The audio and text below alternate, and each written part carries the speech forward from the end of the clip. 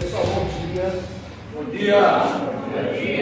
Bom dia, tá? Olha, meu nome é Alexandre Marques, tá? Eu sou o coordenador, né? Estou como presidente de uma associação de professores pesquisadores de História.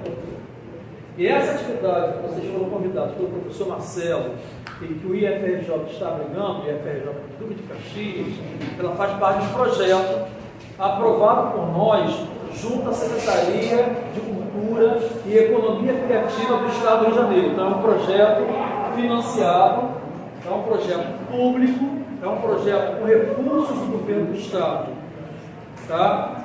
Dentro de um edital chamado Retomada Cultural. E esse projeto tem um nome: Baixada Fluminense, Espaços Museais no Bicentenário da Independência. O que é isso? Nós temos um recurso para fazermos comemorações relativas ao Bicentenário da Independência. Quer dizer, esse ano nós comemoramos 200 anos da Independência, tá? E aí esses recursos são para atividades voltadas para essas comemorações. Então essa atividade já se desdobra em duas pernas. A primeira perna é fazer workshops como esses em espaços culturais. Então nós temos 5 workshops marcados. Esse aqui é o primeiro, tá? E para cada lugar onde o workshop vai acontecer é uma atividade diferente. Aqui está sendo de capoeira, mas em outros lugares teremos atividade diferente. Eu sou o professor Antônio Augusto. Apesar de eu estar com essa camisa bonita aqui no Museu Vivo da Capoeira, eu não sou capoeirista. Então vocês não vão me ver fazendo essas maravilhas que o mestre Serginho, o mestre 18, o mestre Lula, os alunos e companheiros aqui no Museu Vivo do São Bento, essa gente bonita que está aqui perto de vocês, as maravilhas da corporalidade e da musicalidade eu não sei fazer. Eu nem sei dançar, você sabe. A minha função aqui é falar com vocês um pouquinho sobre a cidade de vocês, onde vocês vivem, e relacionar essa cidade com a tradição da capoeira na cidade. E tentar falar um pouquinho da criação do Museu Vivo da Capoeira. E tentar falar um pouquinho do que tem a ver com a capoeira com o Bicentenário da Independência. Ou seja, eu vou ter que falar um pouquinho de um monte de coisas num pouquinho de tempo. E a outra coisa que eu vou ter que fazer rapidamente é fazer perguntas para vocês. Que o professor Marcelo me disse que eu poderia fazer todas as perguntas que eu quisesse, porque vocês são craques em responder perguntas. Ele até me deu alguns nomes de algumas pessoas para me poder perguntar. Nós nos tornamos um município em 1943. Nós pertencíamos a Nova Iguaçu. Nós éramos um distrito. Da mesma forma que hoje Duque de Caxias divide-se em 4 distritos, e aqui a gente está na fronteira do primeiro com o segundo distrito, além dos outros 2. No terceiro está localizado o Museu Vivo da Capoeira. O 4º é o distrito de Xerém. Da mesma época que hoje o nosso município é dividido em 4 distritos, lá, na época dessa foto, nós éramos 8 grandes distritos que compunham o município de Nova Iguaçu. E nós, Caxias, éramos o 8º distrito de Nova Iguaçu. Essa foto foi tirada, então, alguns anos antes de nós nos tornarmos um município autônomo, da gente obter a nossa autonomia, em 1943. Eu tenho uma foto ainda mais antiga que eu tentei trazer, mas eu sou muito enrolado com tecnologia, sou um professor bem coroa, né? Os professores mais habilidosos me ajudam com essas coisas. Que mostra essa mesma estação, mas eu vou até mandar para o professor Marcelo para ele mandar para vocês terem curiosidade de olhar. Alguns anos antes, e nas plaquinhas não está escrito Caxias, está escrito Meriti. Então, antes de sermos Duque de Caxias, município, nós éramos o distrito de Caxias, e antes de sermos o distrito de Caxias, éramos o distrito de Meriti. Essa estação, ela foi fundada, criada, no final do século XIX, em 1886, com o nome de Meriti. Meia dúzia de gato pingado vivendo em volta. Você vai ao centro de Caxias hoje, aquela potência, aquela dinâmica comercial, as ruas, o centro vigoroso da cidade. Não pode imaginar que quando a estação foi inaugurada, No final do século XIX, havia meia dúzia de casas. Nós que pesquisamos a cidade, da PPH Clio, nós do Instituto Histórico da Câmara Municipal de Duque de Caxias, do Museu Vivo do São Bento, do Museu Vivo da Capoeira, a gente vasculha essas histórias antigas e vai resgatando essas imagens para ilustrar, para poder conhecer o passado da cidade. 1886 é o século XIX. Se eu voltar mais ainda, entrarmos na máquina do tempo e voltarmos para o ano da independência do Brasil, qual foi? Qual foi? O ano da independência? Ih, meu Deus do céu. O professor Marcelo está olhando você. Olha, bicentenário. Vocês gostam de matemática? Tira 200 anos aí. 1822. Se a gente voltasse no tempo, aqui onde a gente vive, não seria Duque de Caxias, não seria Caxias, não seria Miriti. Isso aqui era um município ainda mais abrangente, chamado Vila de Iguaçu. Vila de Iguaçu, por conta do Rio Iguaçu. O centro de Nova Iguaçu não existia. O centro do território era um bairro de Nova Iguaçu chamado Tinguá, colado no outro bairro chamado Vila de Cava. Era a Vila de Iguaçu ali, que desapareceu, tem apenas ruínas. Nesta época, mestre Lula depois vai falar um pouco sobre isso, lá no século XIX, no auge da independência do Brasil, a capoeira já era praticada aqui na região, no Brasil e na região. Mestre Levi, que é um estudioso da capoeira, chama isso de capoeira escrava. Em 1822, a escravidão ainda vigorava. Ela termina com a Lei Áurea, e não por conta da Lei Áurea, mas do ponto de vista jurídico, ela termina em 1888, e ela vicejou no século XIX todo. E aí, o negro escravizado é uma expressão que a gente tem que se acostumar a usar, tá? A gente costumava usar a palavra escravo, mas é mais adequado a gente se referir a esse período, aos nossos ancestrais, como homens e mulheres escravizados, porque as pessoas foram conduzidas à escravidão. Elas não são naturalmente escravos, elas foram escravizadas. É mais adequado isso. Então, no 19, os nossos ancestrais, meu e de vocês, mesmo aqueles que têm a pele mais branca aqui, muito provavelmente na genealogia da família, tem uma relação com a negritude.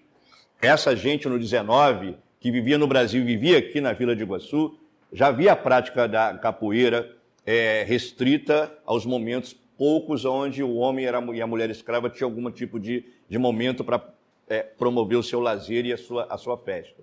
Mestre Levi e outros estudiosos da capoeira chamam isso de capoeira escrava. Então, no 19, aqui na Vila de Iguaçu, já havia essa prática.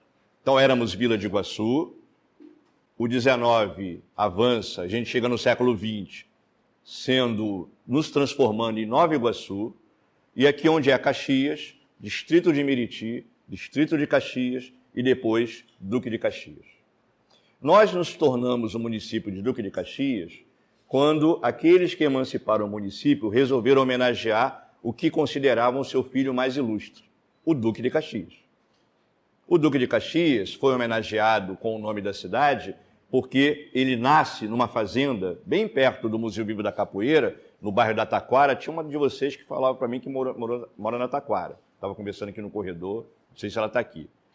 Nesse bairro da Taquara, hoje o bairro da Taquara, lá no 3º distrito, perto de Nova Campina, onde o Museu Vivo da Capoeira está instalado, ele abrigou, lá no 19, uma fazenda chamada Fazenda São Paulo. E nesta fazenda nasceu o Duque de Caxias. Ele nasce ali, a família dele é dali, ele nasce ali, mas com 5 anos de idade ele vai para o Rio de Janeiro para fazer a carreira militar dele. Com 5 anos ele já inscrito no colégio militar.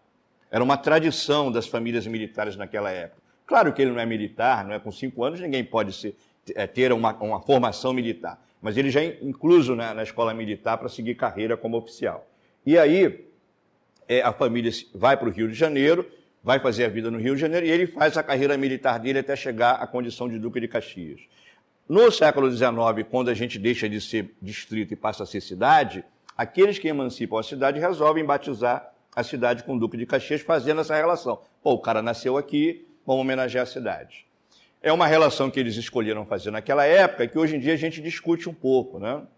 Nós somos uma cidade, Duque de Caxias, eu e vocês, alguns são companheiros de outras cidades do Rio de Janeiro e cidades vizinhas. Duque de Caxias é uma cidade que tem quase 1 milhão de habitantes. Ela é majoritariamente negra e feminina. A maior parte das pessoas que vivem em Caxias é negra e mulher. E aí, ao homenagear o Duque de Caxias, que é branco, escravocrata, monarquista, a gente instalou uma contradição na nossa cidade.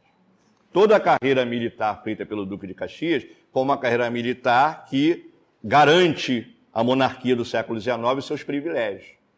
Ele está empenhado em fazer isso, até o dia da sua morte.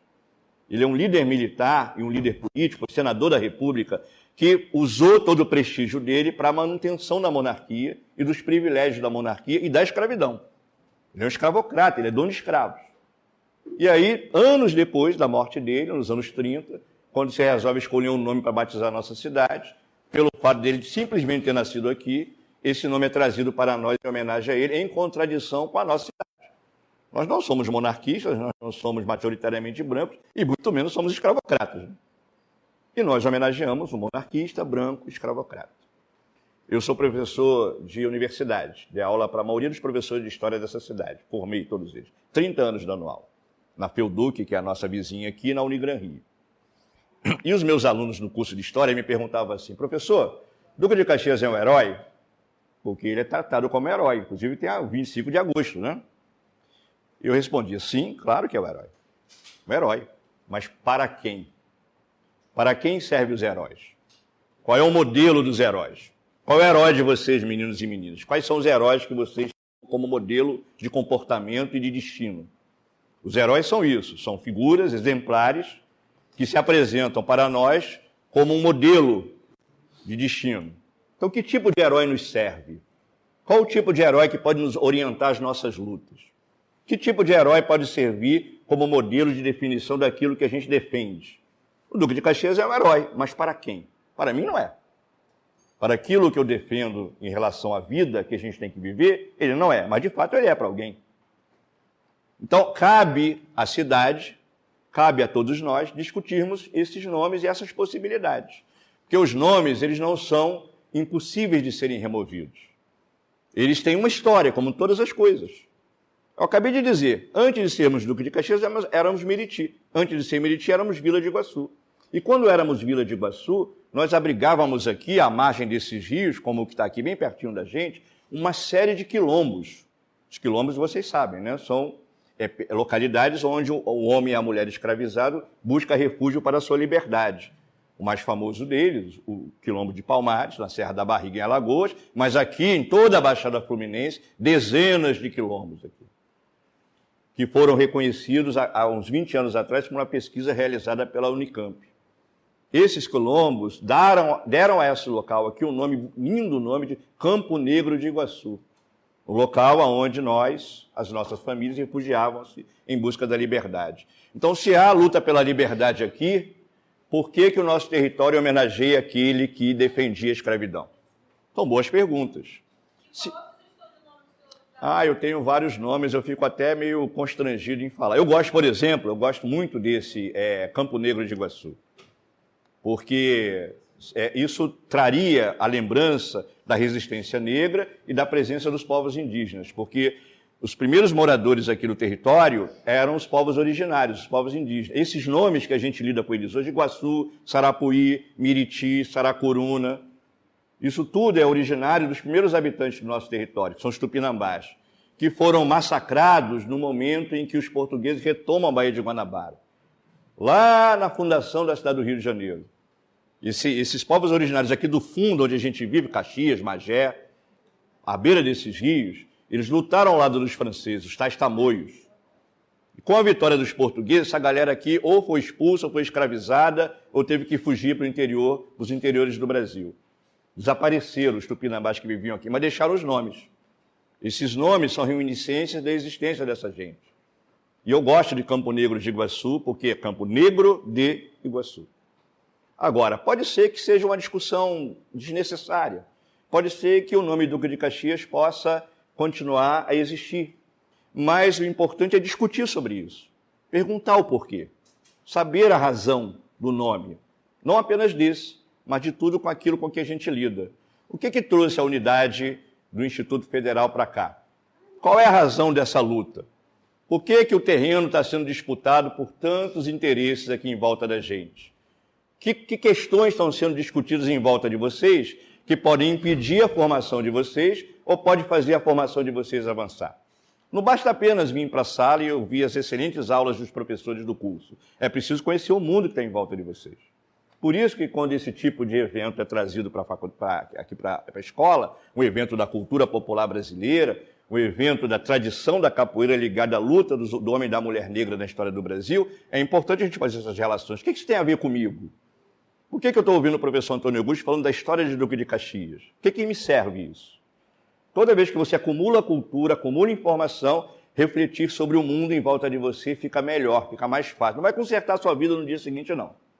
Mas vai dar a você instrumentos para você pensar melhor sobre as decisões que você tem a tomar.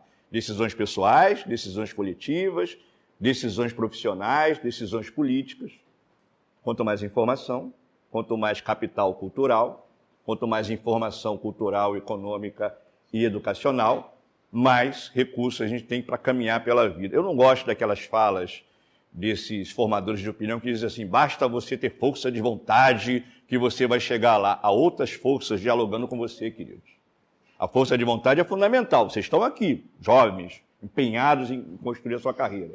Agora, há outras forças em volta de você no mundo que você tem que conhecer. De onde elas vêm? Vêm da história. De onde elas vêm? Vêm da sociedade que está em volta de você. De onde ela vem? Vem das marcas da cultura, vem da cor da sua pele, vem da trajetória da sua família. Você conhece a trajetória da sua família? Sabe de onde ela veio? Sabe como é que ela chegou até aqui? Quando a gente estuda a nossa cidade, a gente estuda as nossas famílias. Quando a gente estuda a tradição da capoeira, a gente estuda as nossas famílias. O mestre Lula vai falar agora no próximo minuto, ele vai dizer como é que a capoeira chegou aqui na cidade. Ele vai dar a primeira informação sobre isso, porque ele, além de ser mestre de capoeira, ele é formado em história. Está aqui mestre Serginho, mestre Isaías, que acabou de chegar, mestre de tradição na cidade, que representam um coletivo de mais de 50 mestres só em Caxias. Como é que essas pessoas chegaram aqui, como é que elas viveram, como é que elas constroem com força a tradição da capoeira na cidade, enfrentando todos os problemas. Porque essas pessoas não vivem da capoeira, têm suas famílias, têm seus empregos. O que os apaixona? É uma força ancestral, vem de longe, vem do século XIX, vem da independência. 200 anos depois da independência, estamos nós aqui no Instituto Federal de Sarapuí, falando para vocês, meninos e meninas bonitos e inteligentes, sobre algo que a gente gosta e que tem certeza que vocês também vão aprender a gostar. Além de estudar as químicas maravilhosas que vocês estudam, que eu não entendo nada. Eu passava um sufoco danado nas aulas de química, de matemática. Como eu gostava muito de falar e me dava bem com literatura, história e língua portuguesa, meus professores de matemática iam quebrando meu galho, né? Pô, faz essa continha aqui, cara, que você vai passando. Não sei, os professores de vocês não são assim, são mais severos. Você queria perguntar? O nome da cidade? Quem está mandando na época. É o poder que nomeia. Na época, quando a cidade foi chamada de Duque de Caxias, ela já se chamava Caxias. Foi em 1930 que ela ganhou o nome de Caxias. No centro da cidade, em volta da estação, alguns comerciantes estavam muito chateados com o nome Miriti, que chamava-se Miriti. Só que aqui, em volta da estação, e onde a gente vive, muito menos pessoas do que existem hoje, haviam muitas febres, muitas mortes, era um território marcado pela má fama. Havia até um ditado que dizia para as pessoas evitarem as febres de Miriti. Então, era um nome que tinha má fama. Aí o pessoal, nos anos 30, desejoso de se livrar da má fama, resolveu trocar de nome. E nessa época, na década de 30, o Caxias estava sendo trazido para ser patrono do Exército Brasileiro. Dentro do Exército Brasileiro está uma discussão para saber quem seria o patrono. E a figura do Duque de Caxias estava emergindo como essa figura exemplar, como esse herói. Aí os camaradas que viviam ali em volta da estação vão pegar o nome de Caxias, porque o cara nasceu ali na Taquara, e vamos dar esse nome para modernizar, para ficar bonito, para ficar uma coisa mais apresentável. Então, quem dá o nome é quem manda. Dono do poder é que dá o nome. O ideal era uma consulta, né? Algum dia, quem sabe, a gente pode perguntar à cidade se ela quer continuar a ser Duque de Caxias ou se ela pretende mudar de nome. Ou pode deixar isso para lá, talvez seja pouco importante. Pode acontecer, por exemplo, no estado atual, o prefeito decidir... Pode. O legislativo, a Câmara Municipal, é que toma essa decisão, provocada pelo Executivo ou por iniciativa própria. Um vereador, por exemplo, pode chegar na Câmara Municipal, vamos propor mudança de nome. Isso se decide na Câmara Municipal. Ou um plebiscito popular, provocado por um coletivo, pelas Instituto Federal de Sarapuí, o plebiscito. Vamos mudar de nome? E aí isso pode ser levado até a Câmara Municipal, mas quem vota no final que decide é a Câmara Municipal. Algumas cidades já mudaram de nome, em alguns lugares desejosas de se livrar de um nome que tinha má fama ou um nome que não correspondia à tradição da cidade. Ou por conta de uma disfunção do nome com a cidade. Eu encontro uma disfunção aqui. Nós somos uma cidade negra e feminina, cujo nome homenageia um homem branco, monarquista, escravocrata.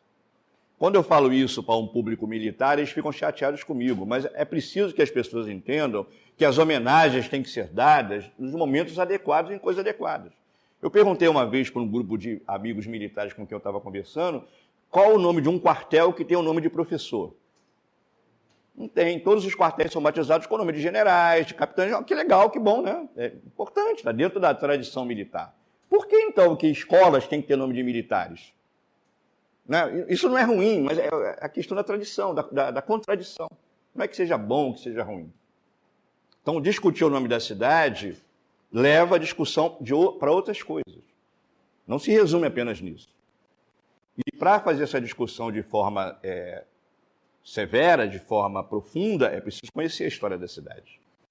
E nós, de várias instituições, entre as quais o Museu Vivo da Capoeira, nos dedicamos a conhecer a história da cidade, da Baixada Fluminense, da cultura e relacionar, no caso aqui, em relação ao projeto, com o bicentenário. Para mim encerrar, o professor e mestre Lula falar um pouquinho sobre a capoeira em si, uma curiosidade. Vocês conhecem o bairro Centenário aqui em Caxias?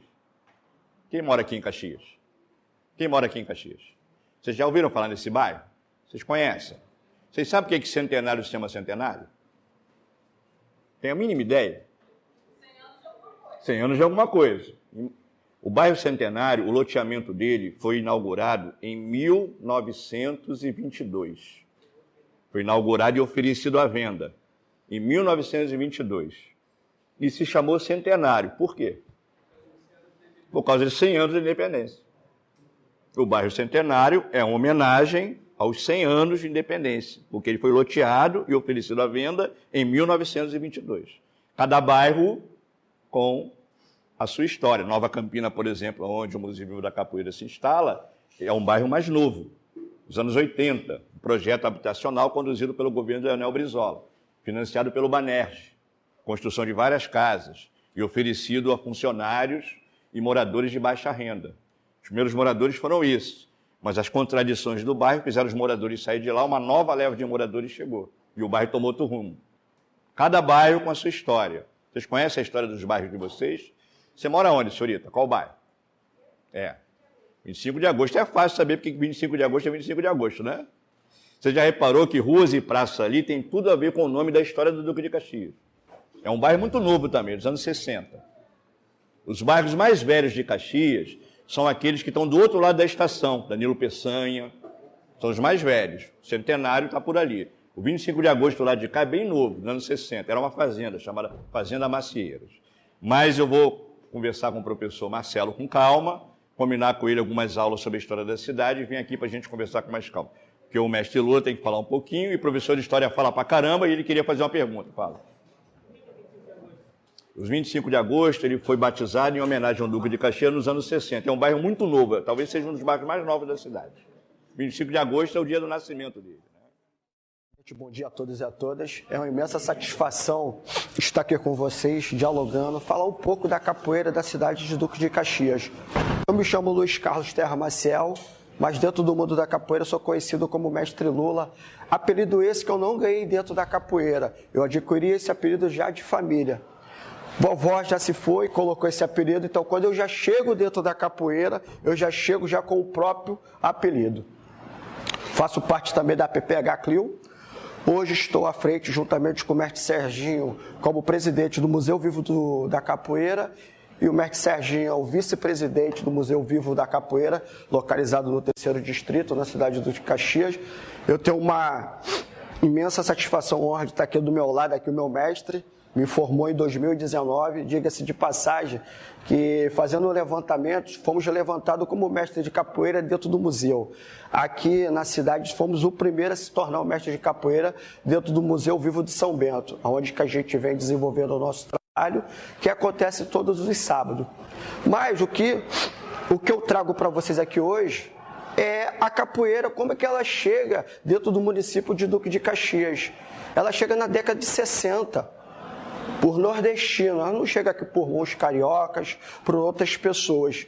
Oriundos da capoeira, um veio de Sergipe, que é o mestre, que o Deus o tenha em bom lugar, que é o saudoso mestre Barbosa, e as outras duas pessoas são dois baianos, que é o mestre GG e o mestre Raimundo, que fica no 3º distrito.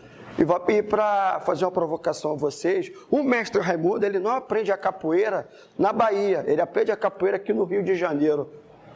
E para ser mais exato, aqui na Baixada Fluminense. Olha só que coisa interessante. A capoeira naquela época ela estava todo vapor nas cidades, que Bahia, Rio de Janeiro, dentre outros estados também, a capoeira estava fervendo pra caramba. Então ela chega na década de 60, com esses três caras, e começa a tomar um protagonismo. E com o passar do tempo, começa a tomar o 1º distrito, o 2º distrito e o 4º distrito. Hoje a gente tem um mapeamento de aproximadamente em torno de 50 mestres de capoeiras, tem contramestres mestrando, que é uma palavra nova que chega dentro do cenário da capoeira, porque até então essa palavra mestrando não existia, só existia o contramestre. E segundo os mais antigos, de contramestre para baixo, é aluno. Mas o tempo vai se passando. Então, hoje, a capoeira aqui, ela cresceu muito, muito, muito. Daí começa a surgir a ideia do Museu Vivo da Capoeira, pegando o modelo do Museu Vivo de São Bento. Que o Museu Vivo de São Bento é um museu o quê? O Museu Vivo diz o quê? Um museu de percurso. Onde que a gente vai ali, fica dialogando com as pessoas que moram no entorno ali do bairro. E o tempo vai se passando e depois também a gente começa a fazer um outro mapeamento. Qual o mapeamento? O mapeamento das rodas de capoeira na cidade de Duque de Caxias. Porque até então existem 2 rodas hoje famosas que é conhecido mundialmente, que é a roda da Praça do Pacificador, roda de Caxias, e a roda do relógio. Que tem 2 caras, que esses caras estão vivos e a gente sempre pode estar sentando para estar conversando com esses caras, para estar aprendendo cada vez mais. Porque eu sempre costumo dizer que a capoeira, ela é infinita. Cada dia que se passa, a gente vem aprendendo cada vez mais. E esses 2 caras, quando a gente senta para conversar com eles falam coisas para mim, principalmente, coisas do Arcos da Velha. Coisas que eu, particularmente, como historiador, eu não sabia. A gente fica sabendo através da oralidade, através da memória desses caras. Esses caras que vai trazer essas memórias lá da década de 60, da década de 70, aqui pra gente mais novos. E eu fico muito lisonjeado de cada vez mais estar com ele e quero aprender cada vez mais. Então, dando continuidade, o Museu Vivo da Capoeira, ele nasce em 2021. 2022, ele completa 1 ano de existência, 25 de setembro de 2021.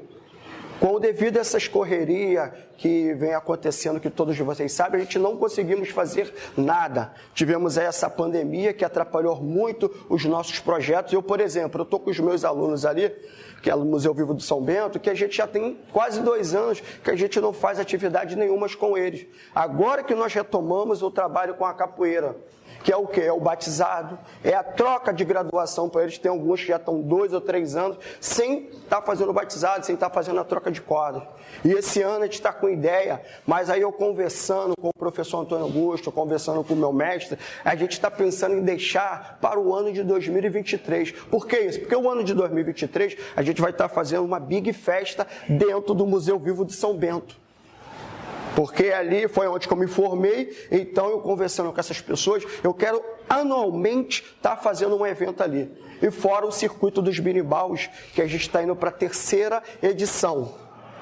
Fizemos a 1ª, a 2ª e agora vamos caminhar onde que a gente reúne todos os capoeiristas da Baixada Fluminense, que eu falo, não é só Duque de Caxias, de toda a Baixada Fluminense, para estar compartilhando os conhecimentos e estar caminhando conosco ali em torno ali do São Bento. Mas a ideia também é levar para o Museu Vivo da Capoeira. Porque Nova Campina a gente precisa dar um protagonismo cada vez mais para a capoeira, para a cultura local, dali onde que se encontra. Eu conversando com o mestre Serginho, aí eu falei, mestre, o que o senhor acha da gente estar fazendo aqui a próxima edição? Ele, uma boa.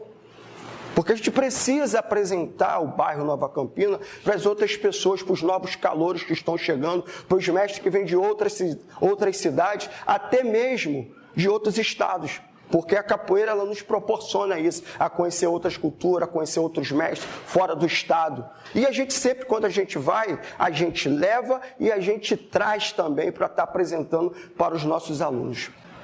Agora eu vou pedir aos mestres para que a gente possamos aqui agora fazer um toque de Angola e cantar uma ladainha. A ladainha ela representa o estado, ela representa a vida do cotidiano de cada um de nós, ou até mesmo daquele mestre que já se foi.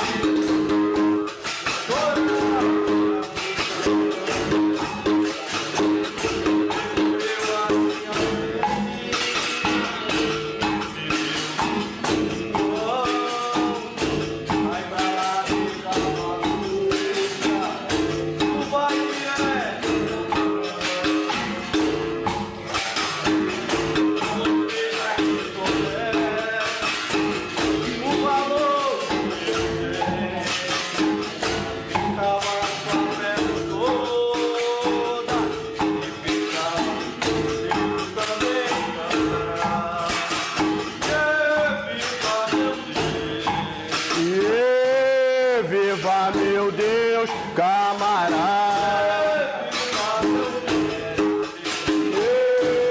Viva meu mestre, camarada.